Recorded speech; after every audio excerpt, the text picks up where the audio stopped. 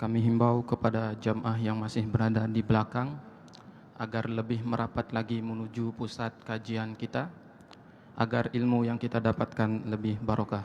Terima kasih.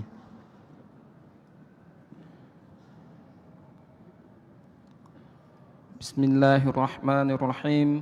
Assalamualaikum warahmatullahi wabarakatuh.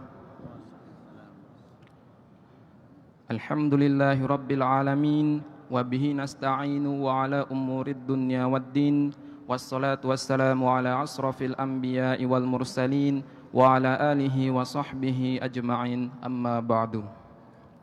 Hadirin jamaah salat zuhur Masjid Raya Islamic Center Nusa Tenggara Barat yang dirahmati oleh Allah, marilah sama-sama kita lanjutkan kajian dan dialog Ramadan kita bersama Al-Mukarram Bapak Tuan Guru Haji Munajib Khalid yang insya Allah akan membahas tafsir Quran Surah Al-Baqarah ayat 183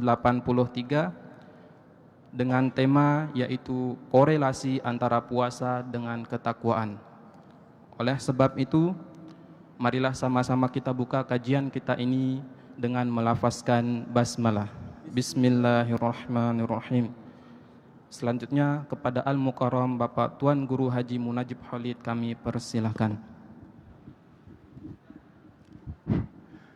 Assalamualaikum warahmatullahi ta'ala wabarakatuh. Bismillahirrahmanirrahim. Alhamdulillahil qail, a'udzu billahi minasyaitonir rajim. Ya ayyuhalladzina amanu kutiba alaikumus syiyam kama kutiba alal ladzina min qablikum la'allakum tattaqun. Wa qala sallallahu alaihi wasallam, kam min sha'imin laisa lahu min siyamihi illa al-ju'al atash. Amma ba'du. Para shaimin, jamaah salat zuhur yang sangat-sangat kami hormati, alhamdulillah kita sudah memasuki hari yang keempat dari bulan Ramadan tahun 1440 Hijriah. Kita dengan sangat aktif melakukan rutinitas kita setiap tahun, sehingga kita tergolong dalam kategori hamba-hambanya yang bertakwa. Kita semua inilah orang beriman yang bertakwa. Kita dipanggil oleh Allah dengan firman-Nya, wahai orang-orang yang beriman, kutiba alaikumus syiyamu, diwajibkan atas kalian berpuasa. Pertama, amanu, orang yang telah resmi sebagai seorang mukmin. Iman adalah iqrarum bil lisan wa tasdiqum bil jinan wa izharum bil arkan. Iman itu adalah suatu pengakuan. Pengakuan dengan kata-kata secara lisan, diyakini dengan hati nurani, kemudian dibuktikan dengan semua anggota tubuh kita. Mulut orang yang beriman akan selalu berkata sesuai dengan yang disabdakan Rasul, man kana yu'minu billah wal yaumil akhir falyakul khairan aw liyasmut. Siapa saja yang telah memproklamirkan dirinya sebagai seorang mukmin, percaya kepada Allah dan hari kemudian, maka hendaklah dia mengucapkan kata-kata yang baik saja, atau kalau memang tidak baik, falyasmut, diam. Orang yang beriman, matanya akan selalu menatap ayat-ayat Allah, baik ayat-ayat kauliyah maupun ayat-ayat kauniyah. Orang-orang yang beriman telinganya akan selalu mendengarkan firman Allah dibacakan oleh setiap qori dan qori'ah, atau mendengarkan nasihat-nasihat dari orang-orang yang kita anggap bijak, atau mendengarkan sesuatu yang menguntungkan diri dan menguntungkan keluarga, tidak mendengarkan kalimat-kalimat lagau. Orang-orang yang beriman, tangan-tangannya akan selalu terampil sebagai salah satu instrumen untuk mendekatkan diri kepada Allah. Tangannya tak akan pernah berbuat usil untuk melakukan perbuatan-perbuatan yang merupakan tindak kriminal. Tangannya akan selalu berguna bagi dirinya sendiri dan berguna bagi orang lain, sehingga Allah cinta kepada dirinya, sehingga manusia pun cinta kepada dirinya. Maka oleh sebab itu pernah disabdakan oleh Rasulullah, al-muslimu man salimal muslimuna min yadihi wa lisani. Orang muslim yang sesungguhnya adalah orang muslim yang tangan-tangannya, kemudian lidahnya menyebabkan muslim lain menjadi selamat, menjadi sejahtera dari dunia sampai akhirat. Orang yang beriman kaki-kakinya akan selalu melangkah kepada pendekatan diri kepada Allah, selalu melangkah ke masjid untuk melakukan salat jamaah, selalu mendekat ke rumah-rumah ibadat, selalu mendekat ke tempat-tempat zikir, selalu mendekat ke tempat-tempat pengajian, selalu mendekat ke tempat-tempat orang berbuat kebaikan. Orang yang beriman selalu hatinya bergetar ketika mendengarkan ayat-ayat Allah. Orang-orang semacam inilah yang terpanggil dengan firman-Nya, ya ayyuhalladzina amanu, hai orang-orang yang beriman, kutiba alaikumussyam, diwajibkan atas kalian berpuasa. Tidak mengatakan furido, tidak mengatakan juga aujabtu, tapi kutiba. Kata para ulama tafsir, ketika perintah diawali dengan kalimat kutiba, itu mengandung suatu esensi yang sangat mendalam, adanya dialogis antara yang mewajibkan dengan yang diwajibkan. Itulah kutiba. Terjadi semacam MOU, perjanjian tertulis, nota kesepahaman antara yang mewajibkan dengan yang diwajibkan. Tidak seperti sholat, tidak juga seperti zakat, tidak juga seperti haji, tapi kutiba. Makanya kalau orang-orang tua kita, ketika dia mengalami sesuatu musibah terjadi bagi dirinya dan bagi keluarganya, selalu disebutkan itu memang sudah janjinya. Arti janji ini kan adanya ikatan antara yang memberikan janji dan yang menerima janji. Secara dialogis, tidak bersifat otoriter. Allah Subhanahu wa taala mengajarkan paratu atau ajabtu, tapi kutiba, dengan mempergunakan fi'il madhi mabniul majhul. Alaikumussyam, ala pada dasarnya adalah maknanya lidaror. Tetapi ala tidak selamanya mengandung arti lidaror, untuk membahayakan, untuk mempersulit. Tapi ala juga bisa mengandung arti linnaf'i, untuk memberikan manfaat. Diwajibkan atas kalian. Asyamu, kalimat syam adalah merupakan masdar daripada soma, yang fi'il madhi sulasi mujarrad adalah sawama, shad waw mim. Yaswumu, fi'il mudhari'nya yaswumu. Nukilat harakatil wawi ila ma qablaha ba'da salbi harakatiha, fayasiru min yasumu menjadi yasumu. Maka masdarnya adalah siwaman. Setiap fi'il sulasi mujarrad yang ain fi'ilnya wawu, maka masdarnya juga adalah ada wawunya. Fi'il mudhari'nya juga ada wawunya. Tetapi karena dianggap berat kalau mengatakan siwaman, maka kulibatil wawu ya'an lingkisari makablaha. Di balik waw itu menjadi ya karena berbaris bawah huruf yang di belakangnya, yaitu shad menjadi siyaman. Kalau dia menjadi naibul fa'il menjadi siyamu, kutiba alaikumus siyamu, naibul fa'il daripada kutiba. Secara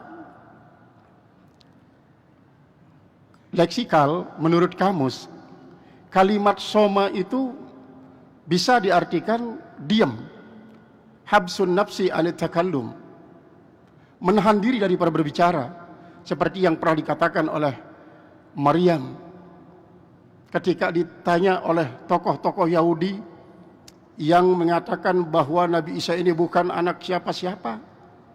Tetapi Maryam sudah bertekad, ketika ada yang bertanya, saya akan katakan saja, inni nazartu lirrahmani sauma, saya sudah berjanji dengan Allah sauma, untuk tidak berbicara, untuk tidak berbicara. Saum itu juga bisa berarti adalah al-i'tidal, artinya berdiri tegak. Saumar rajulu iza i'tadala qiyamuhu, telah berdiri tegak seorang laki-laki apabila memang pendirian itu tegak.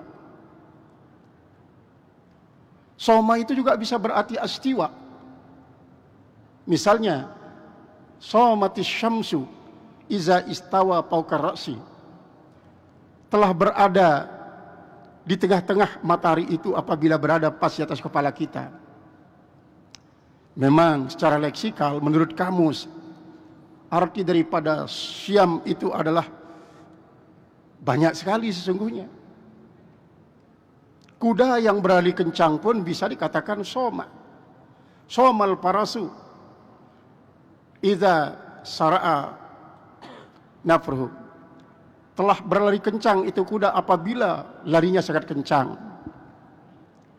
Sedangkan menurut syariat, kalimat soma itu yaitu al-imsaku an jami'il muftirati min tulu'il fajri ila ghurubis syamsi, yaitu adalah menahan diri daripada semua yang membatalkan puasa itu sejak terbitnya fajar sampai terbenamnya matahari. Itu adalah secara syar'i. Sehingga kalimat siam di dalam ayat yang 183 ini berbeda-beda penafsiran para ulama. Apakah yang dimaksudkan siam di sinilah siam Ramadan, atau siam-siam wajib yang lainnya, atau siam-siam yang diwajibkan kepada kaum muslimin sebelum turunnya kewajiban puasa bulan Ramadan ini. Karena turunnya puasa bulan Ramadan ini kan pada tahun kedua Hijriah, pada bulan Sya'ban tahun kedua Hijriah, bertepatan dengan turunnya perintah berperang, sehingga pada saat itu juga sahabat dipimpin oleh Rasulullah berperang bersama orang-orang musyrikin. Kemudian turunnya kewajiban zakat fitrah dan kewajiban zakat mal pada tahun kedua Hijriah. Berbeda pendapat para ulama. Ada yang mengatakan bahwa memang yang dimaksudkan adalah puasa bulan Ramadan. Ada yang mengatakan bukan puasa Ramadan. Lalu puasa Ramadan ini kapan diturunkan kewajibannya? Yaitu pada tahun itu juga, dengan firman Allah, syahrul Ramadan alladzi unzila fihil Qur'an hudal linnasi wa bayyinatum minal huda wal furqan. Bulan Ramadan adalah suatu bulan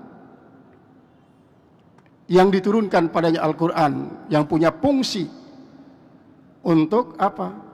Hudal linnas, jadi petunjuk bagi manusia.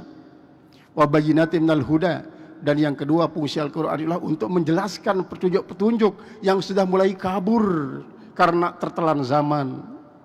Wal furqan, dan untuk membedakan mana yang benar dan mana yang tidak benar. Kemudian ini dari situ kita mengetahui bahwa paman syahida minkumus syahra falyasum, siapa saja yang syahidah. Syahadah itu banyak sekali artinya.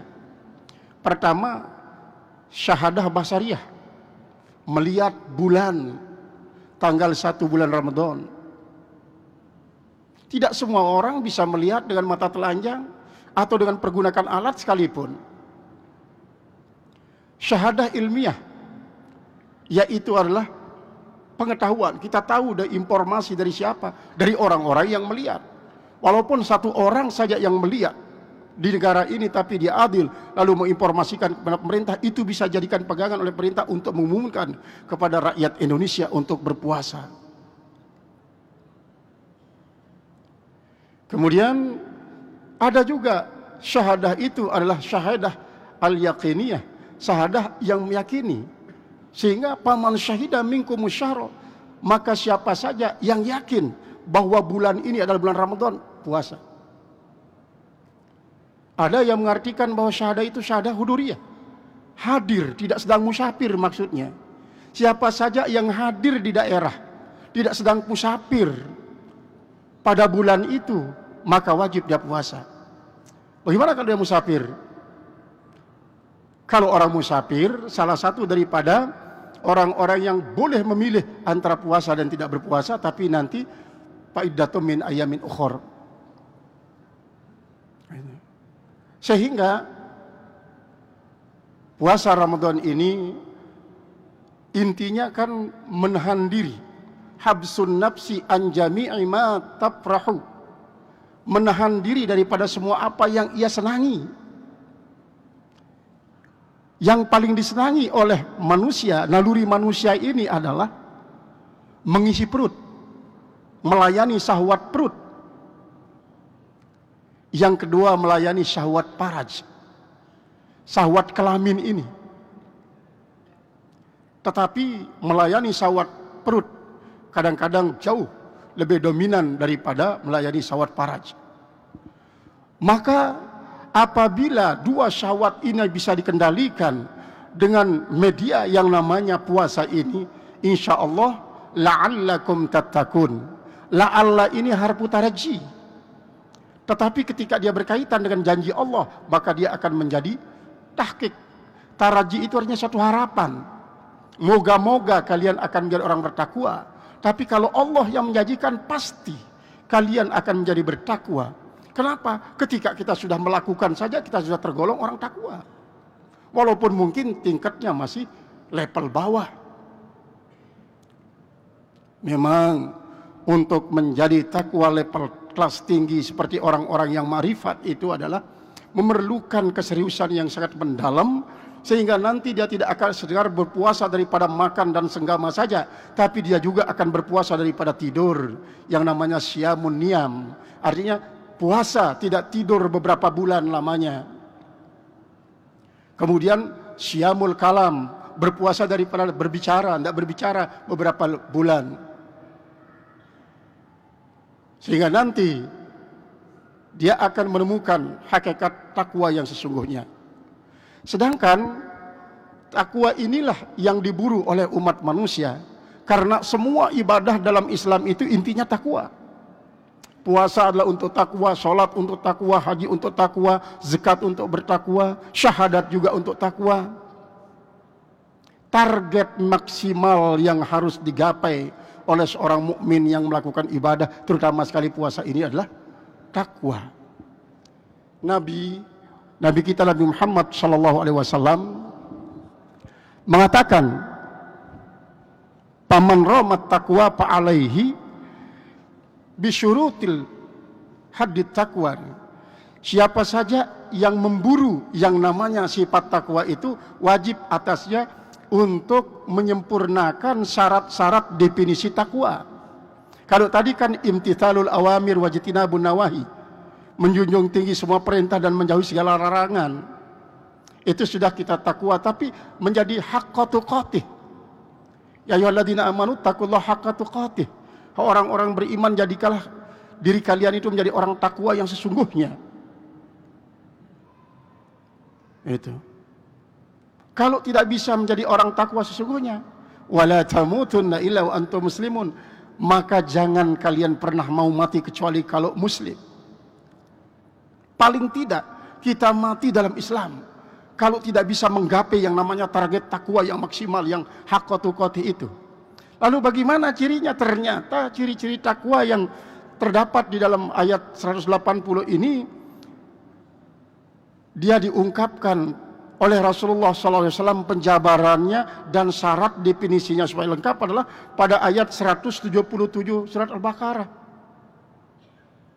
Pada ayat 170 yang mengatakan a'udzubillahi minasyaitonirrajim, laisal birra an tuwallu wujuhakum qibalal masyriq wal maghrib. Bukanlah dikatakan orang baik kalau hanya sekedar menghadapkan wajah ke timur dan ke barat. Walakinnal birra, tetapi yang dinamakan orang yang baik itu adalah man amana billahi, yaitu orang yang beriman terhadap Allah, wal yaumil akhir, dan beriman kepada hari kemudian, wal malaikah, dan kepada malaikat. Masih. Wal kitab, dan kepada kitab, wan nabiyyin atal mala ala hubbihi, dan dia mengeluarkan infak berdasarkan kecintaannya terhadap harta itu. Siapa yang diberikan? Zawil kurba, kerabat-kerabat dekat. Wal yatama, orang-orang yatim, anak yatim. Wal masakin, orang-orang miskin. Wabnis sabil, orang-orang merantau yang putus perjalanannya. Wasailin, dan orang ngemis, pengemis-pengemis itu berikan. Walaupun sekarang kan dilarang mengemis ya. Dilarang mengemis. Memang dalam Islam pun dilarang mengemis, tapi kalau memang terpaksa mereka itu menjadi pengemis dengan suatu tujuan untuk mendapatkan yang halal sekadarnya. Wafir rikob, kemudian budak-budak yang berupaya untuk merdeka. Wa qamas shalah, lalu mendirikan salat. Wa ataz zakah, dan membayar zakat. Wal mufuna bi ahdihim, dan orang-orang yang menyempurnakan janji-janji mereka. Idza ahadu, apa mereka berjanji. Wassabirina fil ba'sa'i wad dharra, dan mereka selalu sabar di dalam menghadapi segala macam cobaan-cobaan. Kemudian wad dharra, dan mereka itu sangat sabar ketika menghadapi penderitaan-penderitaan. Wahinal ba'si, dan ketika terjadinya peperangan. Ulaikal ladzina shadaku, mereka itulah orang-orang yang benar. Wa ulaika humul muttaqun, dan mereka itulah orang bertakwa. Kalau kita lihat indikator orang muttaqin yang sesungguhnya di ayat ini, itu banyak sekali. Tidak hanya menghadapkan ke arah timur dan ke arah barat ketika kita sholat secara syar'i, karena ini sebab turunnya ayat ini adalah ketika orang-orang Yahudi menghina perpindahan kiblat dari Mekah ke Baitul Maqdis dan dari Baitul Maqdis ke Mekah lagi. Akhirnya secara umum Allah mengkanter mereka dengan, yang namanya orang baik itu bukan hanya sekedar menghadapkan wajah ke timur dan ke barat, tapi pertama dia harus beriman kepada Allah, kepada hari kemudian, kepada kita, kepada rasul-rasul, pada para malaikat. Ini iman.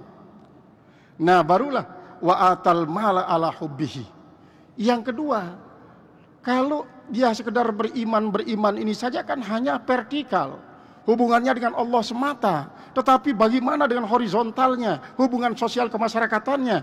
Hubungan sosial kemasyarakatan ini harus diawali dengan apa? Yaitu adalah atal mala ala hubbi, memberikan infak dengan harta yang kita sendiri senang. Siapa yang diberikan? Zawil kurba, kaum kerabat. Siapa kaum kerabat itu? Pertama orang tua kita, ayah dan ibu kita diberikan infak. Jangan ibu dan ayah kita berikan zakat, jangan. Zakat itu kotoran. Makanya zakat itu adalah diantarkan, bukan diberikan, karena yang diberikan itu hak kita. Kita yang memberikannya. Kalau zakat itu adalah kita antar, karena zakat ini bukan milik kita, milik orang yang berhak. Makanya dipakai ita, bukan ito. Kalau ito itu memberi, hamzah to dan hamzah. Kemudian hamzah ta dan hamzah itu ita, memberikan. Makanya Rasulullah SAW diperintahkan oleh Allah, khuz min amwalihim sadaqatan, ambil. Artinya kalau mereka itu tidak mau mengantarkan, ambil secara paksa. Yang namanya zakat. Berbeda dengan infak, berikan. Berikan, bukan mengantarkan. Itu kalau zakat. Ini adalah hubungan sosial kemasyarakatan. Kemudian kepada anak yatim, orang-orang miskin, orang-orang yang putus perjalanannya. Putus perjalanan ini termasuk dalam hal ini adalah orang-orang yang mempunyai karir, tetapi karirnya mandek. Misalnya para putra-putri kita yang pintar dan cerdas ingin menuntut ilmu, tapi dia tidak punya biaya. Orang-orang yang memiliki kemampuan berkewajiban untuk memberikan anak-anak semacam ini.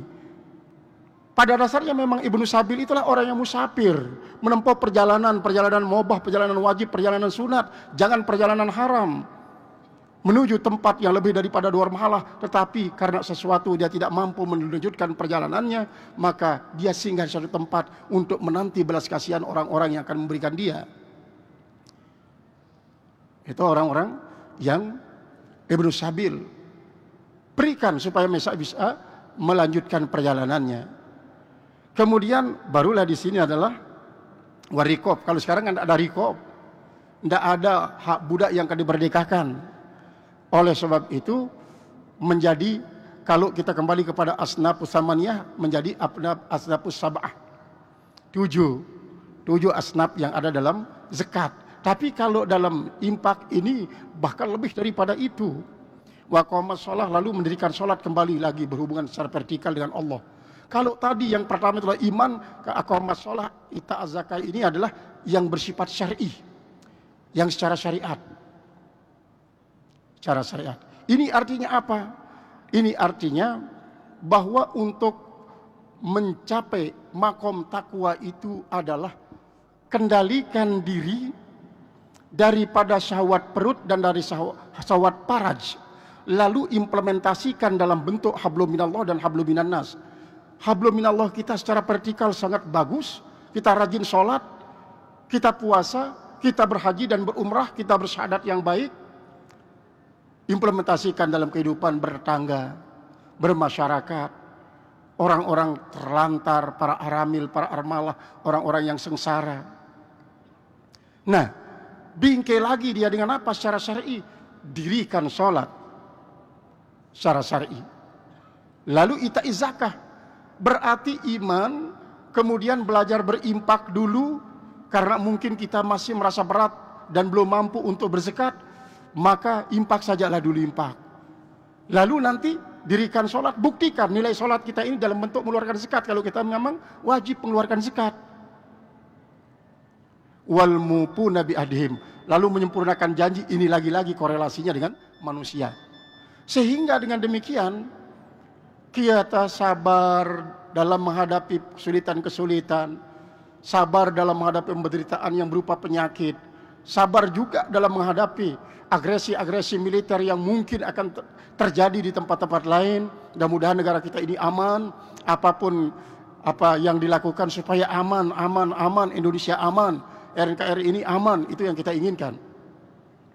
Nah, tapi seandainya kalau kita nanti musafir, ternyata di situ terjadi agresi militer, karena terjadi sabotase pemerintahan di salah sebuah negara, akhirnya pemerintah pun menurunkan kekuatan prajuritnya untuk menumpas orang-orang yang kita berada di tempat itu. Kita adalah termasuk orang-orang bersabar. Maka dari kriteria-kriteria ini kita dapat mengetahui, menilai diri kita menjadi orang yang mutakin haqqatu qatih atau belum. Maka kenapa yang 2 ini saja yang paling utama, yaitu menahan diri daripada syahwat perut dan syahwat faraj? Karena memang syahwat faraj ini menurut sabda Rasulullah sallallahu alaihi wasallam, man zana lam tuqbal ibadatuhu sab'ina sanatan. Siapa saja yang melakukan zina 1 kali saja, ibadatnya 70 tahun tidak diterima oleh Allah Subhanahu wa taala. Na'udzubillahi min zalik. Tobatnya 70 tahun tidak diterima. Karena sekarang banyak orang gampang kan? Allah itu maha banyak menerima tobat. Bulan Ramadan membuka pintu tobat selebar-lebarnya. Akhirnya dia melakukan hal itu semuanya. Dia tidak tahu bahwa di sini dia sedang tertipu.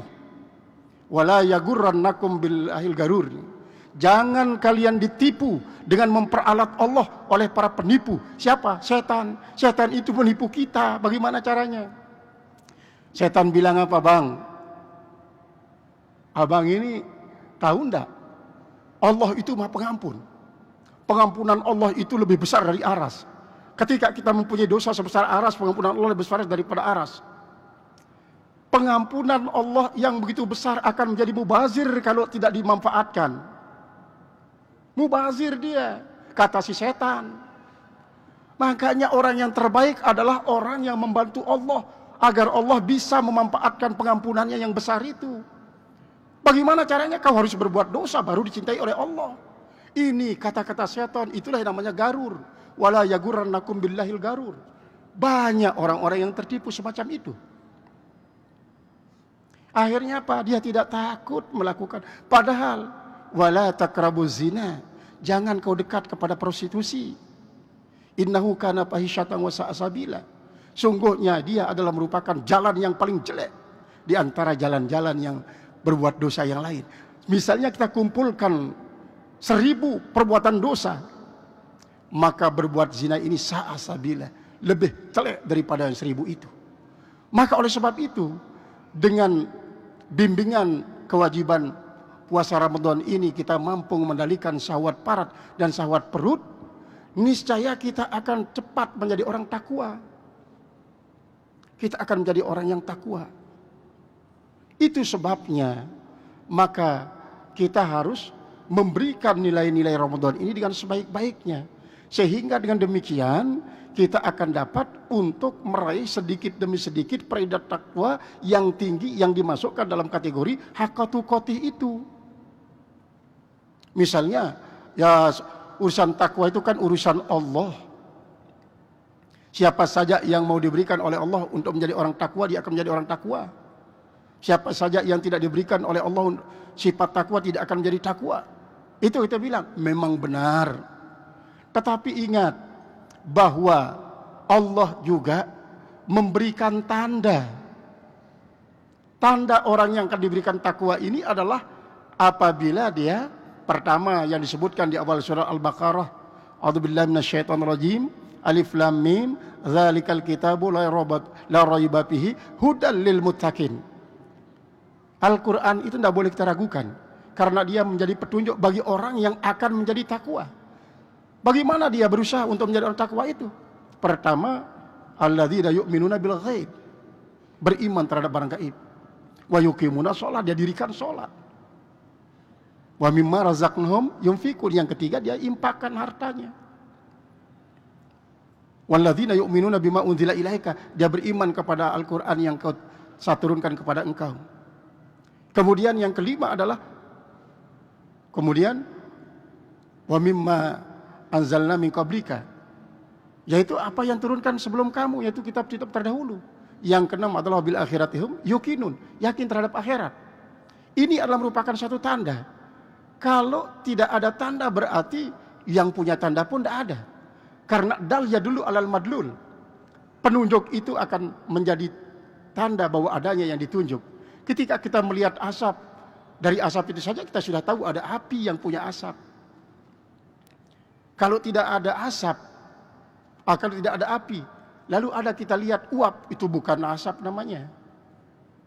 Uap namanya.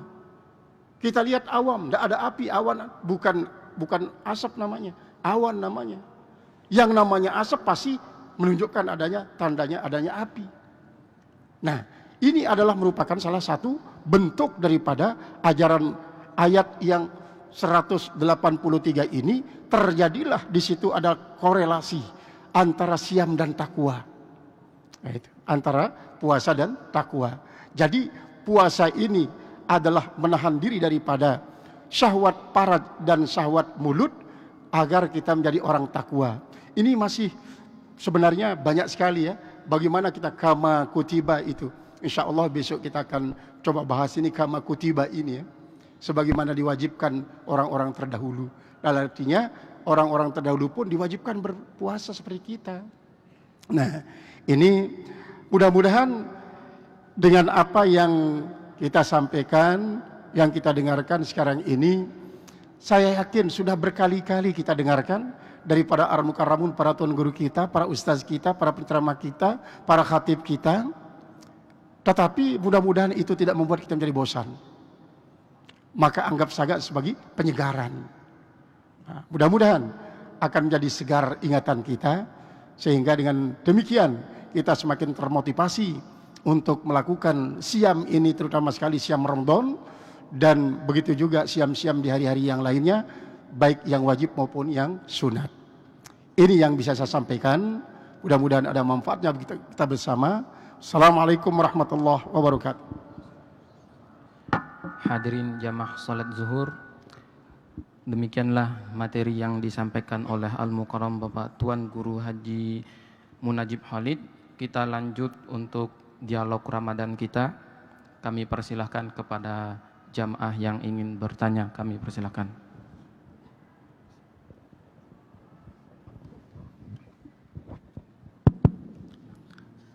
Assalamualaikum warahmatullahi wabarakatuh. Pak Tuan Guru, nama saya Musa. Tadi terkait sama zakat.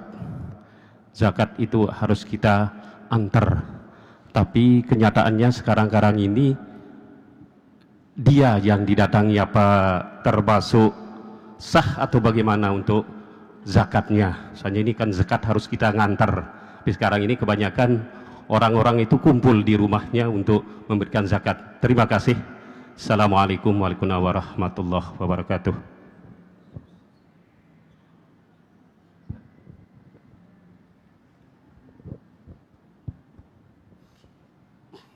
Tes. Bismillahirrahmanirrahim. Assalamualaikum warahmatullahi wabarakatuh.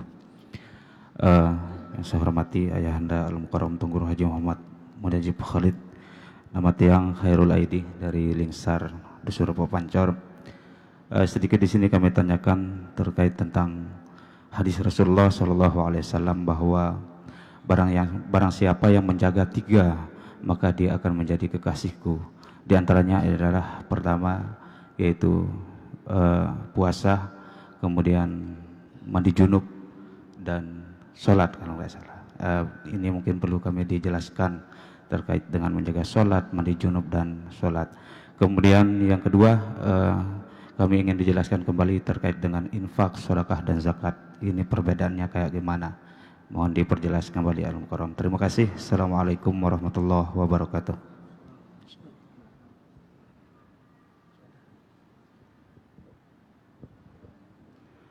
Bismillahirrahmanirrahim. Assalamualaikum warahmatullahi wabarakatuh. Waalaikumsalam. Nama Pak Nur Tandas. Tuan Guru, mohon maaf sebelumnya, kami beberapa hal tadi cukup tertarik dengan bagaimana panggilan puasa itu dengan syarat beriman. Lalu kami terbersit bahwa untuk membangun iman ini gimana gitu anunya supaya kita lebih kuat, karena yang dipanggil ini orang yang punya iman ini. Nah, untuk membangun iman ini mohon dijelaskan. Kemudian beberapa hal yang menjadi patokan atau penunjuk menurut Tuan Guru, seperti kejadian-kejadian pada era sekarang yang marak di media seperti koruptor gitu dan lain sebagainya, atau maksiat-maksiat yang lain itu. Berarti kalau itu sudah terjadi, boleh tidak kita bisa bilang bahwa itu adalah indikator bahwa dia adalah tidak beriman atau kurang iman atau gimana lah? Boleh tidak? Kemudian satu lagi, Tuan Guru mohon maaf, ini kami sering mendengar bahwa puasa Ramadan ini dibagi menjadi 3, apa katanya, 10 hari pertama ada rahmat katanya. Kemudian 10 hari yang kedua ada maghfirah, dan 10 hari yang ketiga itqum minan nar. Mohon kita diberikan penjelasan maksud-maksud seperti ini. Apa kalau kita puasa hari pertama dapat enggak itqum minan narnya, atau memang harus melalui etapa itu terakhir baru dikasih, atau bagaimana? Apa begitu puasa hari pertama kemudian meninggal dapat enggak kita ampunan seperti mana nih? Tiga saja nih Tuan Guru, mohon maaf sebelumnya. Billahi taufiq wal hidayah. Assalamualaikum warahmatullahi wabarakatuh. Waalaikumsalam warahmatullahi wabarakatuh. Terima kasih. Ini adalah merupakan salah satu partisipasi yang sangat-sangat luar biasa dalam mengembangkan ilmu melalui Hubul Waton ini. Mudah-mudahan dengan apa yang ditanyakan oleh beliau-beliau tadi, semakin bertambah luas ilmu kita. Walaupun mungkin saya menjawabnya mungkin banyak kurangan, tapi saya yakin bahwa di tempat lain bapak-bapak, saudara-saudara akan dapat jawaban yang lebih memuaskan. Pertama, mengenai zakat yang harus diantar, tapi kok nyatanya banyak orang yang berdatangan minta-minta ke rumah para muzaki. Ini kalau memang diberikan zakatnya memang termasuk sah dan berpahala, tetapi tidak sebesar pahala yang kalau diantar kepada para mustahik. Nah, oleh sebab itu di negara-negara Islam sekarang ini, termasuk di Saudi Arabia, kemudian Timur Tengah, termasuk Brunei Darussalam, Malaysia, Singapura, Muang Thai, Filipina, di Asia ini termasuk Indonesia, pemerintah sudah membentuk sebuah lembaga yang non pemerintah, yaitu yang namanya Basnas, dari tingkat pusat sampai tingkat kabupaten kota, kemudian yang dibangun juga oleh para masyarakat yang dibentuk LAS. Nah, nanti para muzaki ini memang menyalurkan melalui lembaga-lembaga resmi tersebut, sehingga tidak kelihatan secara jelas kesenjangan sosial antara muzaki dengan mustahik. Kalau misalnya sekarang kita didatangi oleh banyak orang, Masya Allah, orang-orang yang datang ini betul-betul dia menunjukkan al-yadul ulya khairum min yadis sufla. Tangan yang di atas itu lebih baik daripada tangan yang di bawah. Artinya, mohon maaf, mungkin harga diri orang-orang yang datang ini sudah dikorbankan untuk mendapatkan uluran tangan daripada si muzaki ini. Oleh sebab itu, menilik hal ini pemerintah membangun sebuah lembaga yang namanya Basnas dan LAS. Supaya apa? Tidak kentara kesenjangan sosial. Jadi begitu para muzaki ini memberikan melalui Basnas, sudah keelasannya sudah tercatat, tidak mau ditahu oleh siapapun. Kadang-kadang dia melalui bank umpama, ada rekening Basnas, ada rekening LAS di sana, melalui situ. Pokoknya saya memberikan zakat, serahkan pada para mustahik. Sehingga nanti yang menerimanya begitu juga. Tidak terlalu kentara dia sebagai seorang yang menerima zakat. Yang begitu banyak terjadi kadang-kadang. Kalau dulu ya, namanya kan hol, setiap bulan Ramadan baru dikeluarkan zakat harta, zakat malnya. Nah, oleh sebab itu memang kalau diberikan secara pribadi bisa juga, artinya berpahala, tapi tidak sebesar pahala kalau diantarkan, apalagi kalau melalui lembaga yang sudah resmi diadakan oleh pemerintah, yang namanya Basnas dan LAS. Kemudian yang kedua dari saudara kita dari Harul ID yang menanyakan tentang pertama mengenai ini, ada tiga, memang di tiga itu ada yang mengatakan syahadat, sholat, dan zakat. Ada yang mengatakan syahadat, sholat, dan siam. Ada yang mengatakan syahadat, janabah, dan ini. Ya, berarti di sini banyak sekali ya yang tiga-tiga ini. Nah, ketika misalnya kita mengartikan salah satu syahadat, kedua sholat, yang ketiga janabah, insya Allah besok kita akan bahas tentang masalah janabah di sini. Kalau memang besok sesuai dengan jadwal, saya yang punya jadwal besok. Tapi kalau tidak, karena Jumat biasanya kan berganti dia. Kita bahas nanti pada hari Sabtu. Nah, jadi memang kalau misalnya kita mengambil sabda Rasulullah, ada tiga. Di antara tiga itu manapun salah satunya ditinggalkan, maka orang yang meninggalkannya itu halal darahnya.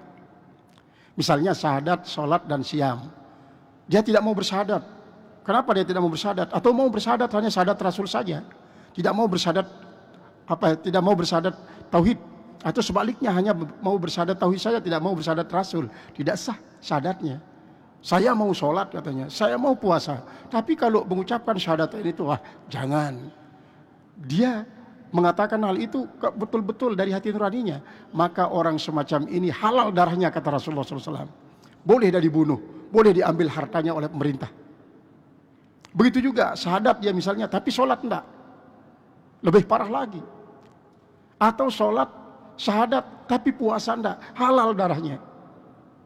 Nah, begitu juga yang tadi, syahadat, sholat, dan janabah. Kalau memang bisa kita lakukan yang tiga-tiga itu, adalah akan menjadi kekasihku. Terutama sekali ini pada waktu malam. Ya. Pada waktu malam ini mohon maaf, ini malam-malam bagi saudara-saudara jamaah yang masih aktif bekerja malam, kan itu uhilla lakum lailatas syiyamir rafathu ila nisaikum. Dihalalkan buat kalian pada malam-malam puasa itu arrapas ila nisaikum, artinya melakukan hubungan suami istri pada malam hari. Nah, artinya kalau kita mampu misalnya begitu selesai langsung angkat mandi janabah, kemudian salat ba'diyah wudu. Jangan sampai tidur mengandung hadas janabah tapi tidak wudu pun tidak. Nah, kata Rasulullah, kalau orang mengandung hadas janabah lalu dia tidur, maka ibaratnya bagikan dia menari di atas tumpukan bangkai-bangkai orang kafir. Kalau dia tidur belum wudu padahal dia mengandung hadas janabah. Oleh sebab itu paling tidak begitu mengandung hadas janabah, paling tidak wudu dulu baru tidur. Tapi alangkah bagusnya angkat hadas janabah, kemudian sholat ba'diyah wudu, kemudian tidur. Maka dia akan menjadi kekasihku, kata Rasulullah SAW. Sebaliknya kalau orang itu tidur dalam keadaan wudu, kemudian dia sholat, maka nanti rohnya itu tawaf di bawah aras. Rohnya tawaf di bawah aras. Ini pekerjaan ringan, tetapi karena tidak kita biasakan diri akan terasa sulit. Coba saja wudu, sholat, kemudian baru tidur. Maka roh kita bagikan tawaf di aras, kata Rasulullah SAW. Kemudian yang kedua adalah mengenai perbedaan antara infak, sedekah dan zakat. Kalau zakat itu adalah harta tertentu, ukurannya tertentu, kemudian jumlah hartanya yang dikeluarkan itu tertentu, itu nisab. Kemudian macam-macam hartanya juga tertentu, diberikan kepada orang tertentu. Yaitu adalah al-amwalul makhsusah.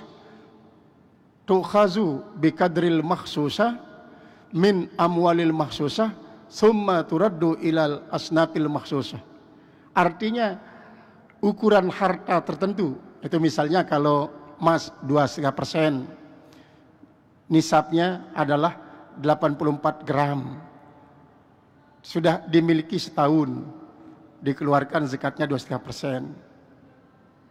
Kemudian kalau pertanian yang diairi dengan air irigasi, itu adalah 1/10, yaitu 10%. Kemudian kalau diairi dengan air yang dibeli, yaitu adalah 5%, 1/20. Nah, ini diserahkan kepada asnaf yang sudah tertentu. Kemudian yang kedua sedekah. Kalau sedekah itu umum, tidak hanya dengan harta. Makanya Rasulullah SAW mengatakan apa? Tabassumuka li akhikal muslim sedekah. Hanya tersenyum saja sedekah. Ya apalagi pada bulan Ramadan ini kan kita sulit sekali senyum pada siang Ramadan. Karena kentara sekali kita sedang menahan haus dan lapar. Kalau pada saat itu kita masih bisa tersenyum, luar biasa sedekahnya. Imatatul azani tarik sedekah.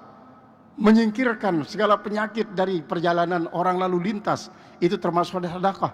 Mohon maaf, sekarang ini yang banyak sekali adalah itu katik sate ya. Banyak kan sate masuk kampung. Itu banyak yang bergelimpangan, kita biarkan saja.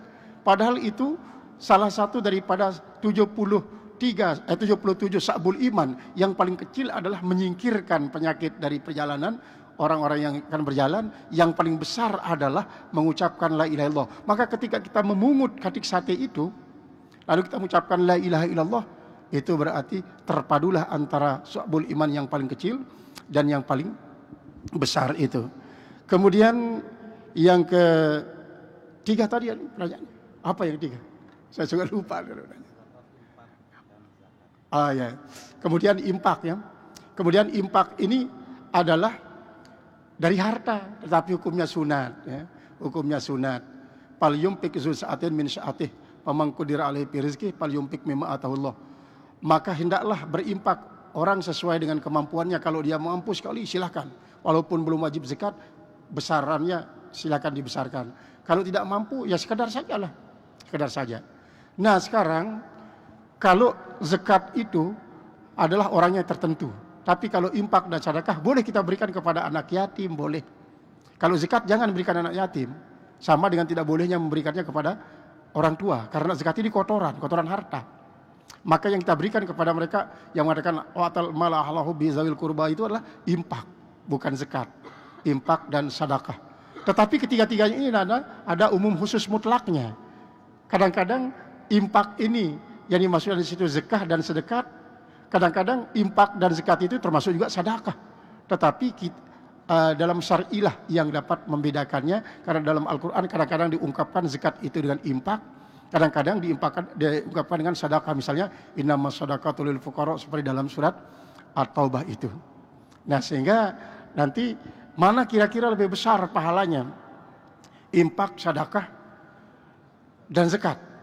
Itu tergantung niat sebenarnya. Kalau zakat kan di samping dia menggugurkan kewajiban, juga adalah bisa mendapatkan pahala. Tetapi ada 3 klasifikasinya ya. Ada infak yang pahalanya 1 diberikan nilai 10. Kalau infak ini kita berikan kepada orang yang agak jauh hubungan kekeluargaannya dengan kita. Kemudian ada yang 1 bernilai 700. Itu apabila kita berikan kepada keluarga kita. Berarti di sini ada nilai sedekahnya dan nilai silaturahimnya. Yang bernilai 70.000 adalah yang kalau kita berikan kepada keluarga kita yang sedang menuntut ilmu. Ini yang paling tinggi nilainya. Maka oleh sebab itu seperti tadi, jangan pernah biarkan anak-anak kita yang sedang aktif menuntut ilmu dengan alasan tidak ada biayanya mereka berhenti sekolah. Harus ada di tempat kita itu orang yang urun rembuk untuk menangani anak ini. Karena siapa tahu nanti dia akan menjadi orang besar. Itu yang paling besar pahalanya. Nah, kemudian oleh beliau tadi Pak Nur Handas ya, Nur Handas namanya, Allah, alhamdulillah. Kemudian syarat daripada orang yang beriman itu kan tadi dikatakan bahwa iqrarun bil lisan wa tasdiqun bil jinan, kemudian wa tasdiqun bil arkan, izharun bil arkan. Nah, sekarang bagaimana sih caranya kita ingin menjadi orang yang beriman? Memang iman itu sudah ada di dalam diri kita. Tinggal nanti kita akan diberikan petunjuk oleh Allah untuk bisa menumbuh kembangkannya menjadi iman yang besar. Menjadi iman yang besar. Sehingga orang beriman begitu dia menyatakan dirinya saya beriman, saya menjadi seorang muslim. Ketika dia sudah melengkapi syarat wajib puasa yaitu Islam, balik dan berakal, berarti dia sudah termasuk dalam kategori orang yang terpanggil. Dan kalimat ya ayyuhalladzina amanu kutiba alaikumusiyam itu sudah ada syaratnya di sana. Nah, di samping ada istitoah ya, ada kemampuan. Kemudian kalau perempuan dia tidak sedang haid dan tidak nifas. Kemudian yang kelima adalah dia tidak sedang dalam musafir, karena dalam musafir itu boleh kita tidak berpuasa pada saat itu tapi ganti nanti. Begitu dia orang yang sakit keras, boleh memilih antara puasa dan tidak pada saat dia sakit, karena kalau dia puasa semakin bertambah kesulitan rasanya dalam musafirnya, semakin bertambah kesulitan dia pada saat sakitnya, maka silahkan dia tidak berpuasa. Kemudian itu cara membangun keimanan ini ya, yaitu adalah memang dasarnya dulu ada bibitnya. Maka kita berikan petunjuk oleh Allah mungkin melalui mulut orang tua kita, ya, melalui mulut guru-guru kita, atau mungkin dari bencana alam. Banyak orang yang tadinya tidak punya iman tapi dengan benturan bencana alam dia langsung didapat hidayah dari Allah Subhanahu wa taala, jadi dia orang beriman dan taat beribadahnya. Karena Allah itu memberikan petunjuk yang namanya iman itu kepada hambanya bermacam-macam caranya. Ada lewat bencana alam, ada lewat tulisan-tulisan para penulis melalui surat kabar, majalah, dan kadang-kadang buku dan kitab dan lain sebagainya. Itu. Kemudian, nah, bagaimana dengan para koruptor? Apakah masih dikatakan beriman? Rasulullah SAW melalui Abu Bakar Siddiq yang pernah menjadi sanad hadis ini, la yazni zani hina yazni fahuwa mu'minun. Wala yasriku sariku hina yasriku fahuwa mu'minun. Orang-orang yang berzina pada saat ia berzina itu sedang tidak ada imannya. Seandainya kalau ada imannya tidak berzina dia. Iman itu tabu akan bersatu di dalam hati orang yang sedang berzina. Dia keluar dari iman orang, daripada hati orang yang beriman. Baru dia sudah berhenti berzina, baru iman itu kembali. Pencuri begitu juga.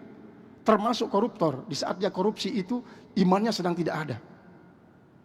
Dia sedang tidak ada. Berarti pada saat dia tidak sedang korupsi, berarti tetap jadi seorang mukmin. Bagaimana kalau dia itu tetap memakai hasil korupsinya? Dia bangun rumah, ditinggal di rumah itu. Dia juga beli mobil yang mewah-mewah. Dia pakai mobil itu. Kadang-kadang dia nikah untuk yang kedua dan ketiganya. Dia borong perempuan-perempuan cantik. Dia gauli itu perempuan. Apakah pada saat itu masih dikatakan beriman juga? Imannya masih tetap ada, tapi sangat tipis. Sangat tipis. Karena pada saat itu dia sedang menikmati hasil korupsinya. Yang tadi di saat itu dia tidak punya iman. Nah kemudian berdasarkan itulah Rasulullah SAW mengatakan jadidu imanakum bil a'malis salihah fa innal imana yazidu wa yanqusu. Perbarui iman kalian dengan banyak-banyak amal soleh.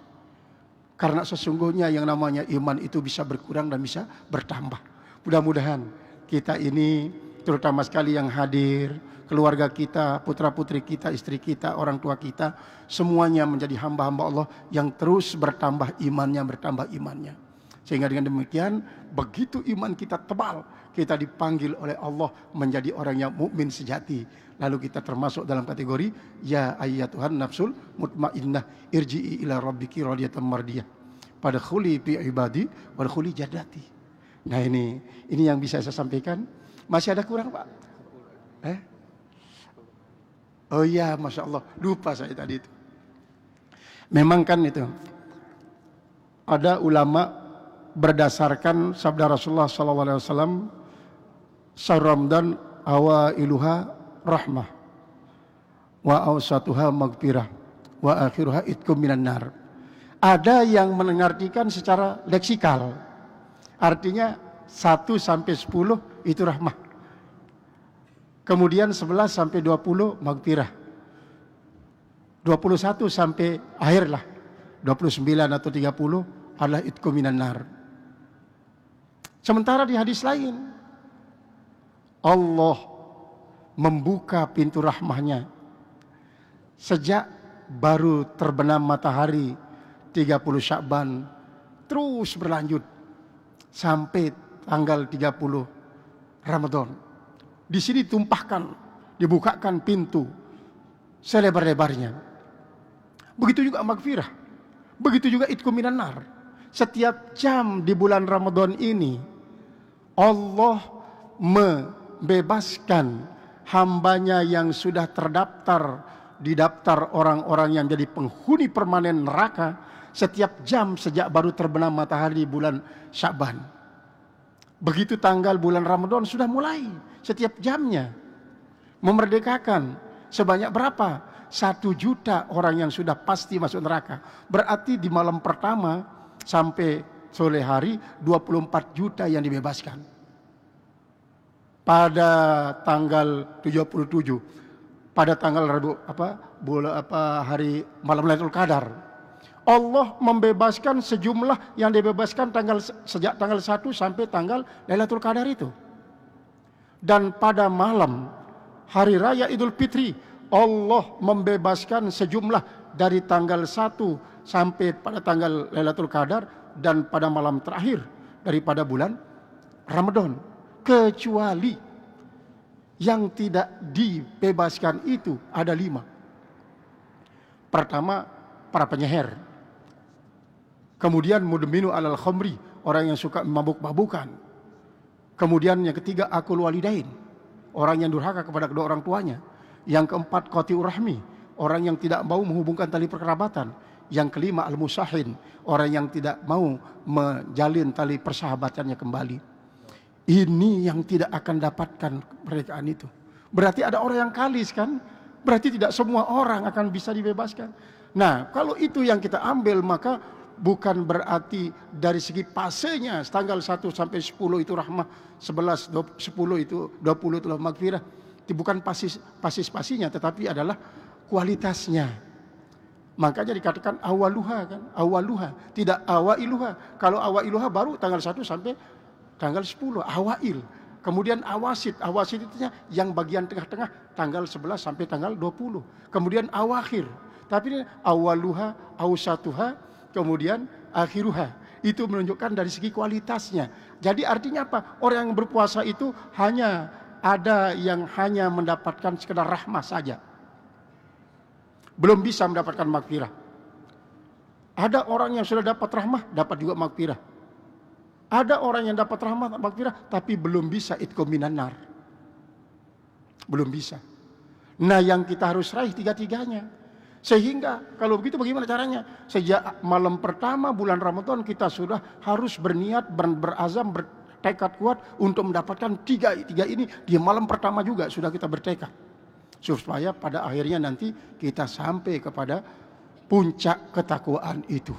Nah, inilah yang akan menjadi muttaqin sejati, yang mendapatkan ketiga-tiganya ini.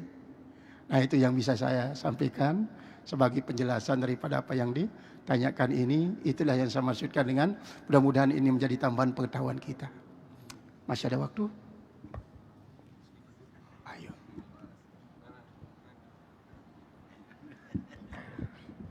Assalamualaikum warahmatullahi wabarakatuh. Waalaikumsalam. Nama Haji Sohib. Pertanyaan langsung Tuan Guru tentang kondisi para pemimpin kantor atau lembaga-lembaga ini, korelasinya dengan kata-kata yang baik dengan sifat munafik. Banyak para pemimpin mengevaluasi pegawainya itu hari Senin sampai dengan Ahad. Senin pagi-pagi apel, dia mengucapkan salam, kata-kata perdamaian, Assalamualaikum warahmatullahi wabarakatuh, itu di depan apel, seantero dinas. Tetapi karena dia mengevaluasi kinerja pegawainya, di ujung-ujungnya marah dia. Si pemimpin ini jadi marah, padahal tadinya awal-awal dibuka dengan ucapan salam. Nah, ini bagaimana korelasi yang tadi dijelaskan, kalau tidak mampu berkata baik, lebih baik diam. Dia ucapkan kata-kata damai, ucapkan salam, tapi di ujungnya marah. Nah, kan orang munafik itu dia berkata dusta. Terima kasih. Assalamualaikum warahmatullahi wabarakatuh. Waalaikumsalam warahmatullahi wabarakatuh. Memang penghormatan kita umat Islamnya, kalimatnya singkat, tapi maknanya luar biasa. Assalamualaikum warahmatullahi wabarakatuh. Mudah-mudahan saudara-saudara mendapatkan kesejahteraan, selamat, dapat rahmat dan barakah. Nah, ketika terjadi kasus semacam itu, berarti tidak pernah menghayati makna daripada Assalamualaikum ini. Oleh sebab itulah, ini merupakan salah satu daripada indikator bahwa memang kita perlu terus secara intensif untuk memberikan pencerahan. Sehingga kalimat ini kita ucapkan di samping dia menjadi doa sebagai salah satu simbol bahwa kita ini adalah akan tetap bukan saja pada saat itu berkata-kata yang menyejukkan, menciptakan sebuah perdamaian, tetapi adalah sampai akhir. Bukan hanya akhir minggu atau akhir windu, maka sampai akhir. Nah, ketika ini terjadi, maka memang perlu ada pencerahan. Harus ada yang berani dari para ASN itu untuk bisa memberikan masukan kepada pemimpin semacam itu, supaya betul-betul nanti pemimpin semacam ini menjadi masuk dalam kategori imamun adil. Imamun adil yang merupakan salah satu daripada 7 umat Muhammad akan mendapatkan payung Allah Subhanahu wa taala nanti di hari kiamat. Maka oleh sebab itu perlu. Nah, kemudian bagaimana kita menilai sekarang semacam itu? Apakah kita langsung untuk mengklaim mereka itu adalah sebagai orang-orang yang munafik misalnya? Misalnya begitu. Nah, maka kita harus pertama kali memberikan pencerahan seperti tadi.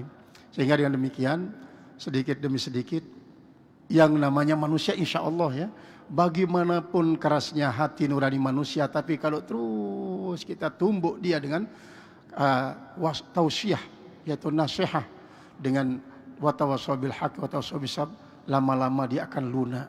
Dia akan lunak. Betapa banyak orang-orang yang tadinya sangat-sangat sangar, bahkan para perampok yang sangat ditakuti oleh para perampoknya. Tapi lama-lama karena adanya orang-orang yang bijak memberikan peringatan akan menjadi sangat baik. Nah kemudian tentu kita tidak akan tega ya membiarkan para pemimpin-pemimpin yang tadi sudah mendapatkan amanah dari Allah Subhanahu wa taala untuk menjadi orang yang harus dijadikan contoh dan tauladan di instansinya, lalu pada akhirnya su'ul khotimah, na'udzubillahi min zalik. Mohon maaf Bapak-bapak, kita dapat melihat betapa banyak orang-orang yang tadinya ketika dia memimpin luar biasa ditakuti, disegani, tetapi karena tidak mengimbangi dengan sifat tawaduknya, na'udzubillahi min zalik, pada akhirnya dia meninggal dunia dalam keadaan sengsara. Na'udzubillah, betapa banyak yang terjadi semacam itu, yang tadinya gagah perkasa, disegani di instansinya, tetapi mohon maaf pada akhirnya kadang-kadang mati hina. Na'udzubillahi min zalik. Nah alangkah bagusnya assalamualaikum ini kita sampaikan dengan cara senyum, supaya nanti kita juga bisa senyum pada saat kita meninggal dunia. Itu yang kita ingin. Bagus.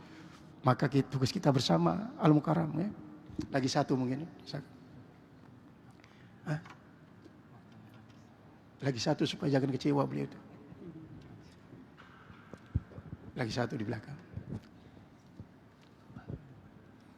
Alhamdulillah Rabbil Alamin. Diberikan waktu. Assalamualaikum warahmatullahi wabarakatuh. Assalamualaikum. Pertanyaan saya yang pertama, seorang muslim mengucapkan salam dengan cara-cara orang non-muslim, seperti menyebutkan om apa seperti itu. Ini kan sudah keren ini Pak. Jadi di televisi bahkan ulama pun mulai menyampaikan demikian. Itu yang pertama, hukumnya mengucapkan salam orang lain ke dalam orang Islam ke ucapan orang non-muslim. Lalu yang kedua, insya Allah pasti akan Idul Fitri. Jadi di instansi itu sering diadakan halal bihalal antara karyawan dengan pimpinan. Nah di sini kita lihat banyak orang berjabat tangan yang bukan mahram. Nah yang dipertanyakan sini hukumnya demikian itu Tuan Guru. Demikian. Terima kasih. Wassalamualaikum warahmatullahi wabarakatuh. Waalaikumsalam warahmatullahi wabarakatuh. Memang ini adalah merupakan salah satu problem kita di negara kita yang hidup heterogen antara muslim dan muslim, di mana kadang-kadang di suatu instansi, di suatu lembaga, di suatu kegiatan banyak yang kumpul orang-orang ghairul muslimin. Maka kalau dulu presiden kita yang pertama Soekarno selalu mengatakan assalamu ala man taba'al huda wa rahmatullah wa barakatuh. Salam terhadap orang-orang yang mengikuti petunjuk, rahmatnya dan barakahnya mudah-mudahan. Nah ketika sekarang banyak orang-orang ghairul muslimin yang hadir, kita mengikuti cara mereka bersalam, maka saya tidak mengatakan ini pendapat saya. Di dalam Fathul Qarib tadi dikatakan di sana ada 4 macam murtad. Pertama murtad bil qaul, yang kedua murtad bil fi'li, yang ketiga murtad bil qalbi, yang keempat adalah murtad bil i'tiqad. Ketika kita main-main saja menirukan ghairul muslimin, maka main-mainnya kita itu dengan kata-kata itu, kita sudah termasuk dalam kategori murtad bil qaul. Kalau kita tidak segera bertobat, maka kalau kita mati pada saat itu misalnya, berarti kita sedang murtad bil qaul, bertobat, naudzubillahi min dzalik. Itu dalam kitab Fathul Qarib sudah ada jelas. Kemudian yang kedua, ketika musyafahah itu ya, kita musyafahah, memang dulu pada saat seorang ulama Yaman, Ismail Yamani, datang ke Lombok di Pondok Pesantren Islahuddin, ketika seorang ulama kita di Lombok bertanya tentang inilah usafihun nisa, saya ini tidak pernah berjabatan tangan dengan perempuan. Itu zahirnya hadis ini. Kemudian ada ziyadahnya, bigairi hijabin, tanpa hijab, tanpa lapis. Kemudian Tuan Guru ini bertanya, itu kan katanya ulama yang bigairi hijab itu ya Rasulullah. Lalu ulama dari Yaman ini, Ismail Yamani ya, asyakakta fil ulama, apakah kau ragu-ragu kepada ulama? Dalam arti yang dilarang oleh Rasulullah SAW berjabatan tangan, apalagi cipika-cipika, berjabatan tangan tanpa lapis. Tanpa lapis. Nah kalau memang tanpa lapis, kita tidak batal wuduk kita, kemudian itu tidak termasuk haram. Tetapi alangkah bagusnya, tidak usah lah, ya, tidak usah. Lebih bagus, ya selamat saja, selamat. Karena nanti akan berlebihan. Kita sangat sulit untuk ini, menahan apa? Menahan syahwat. Menahan syahwat itu. Nah, oleh sebab itu, kalau bisa, tidak usah.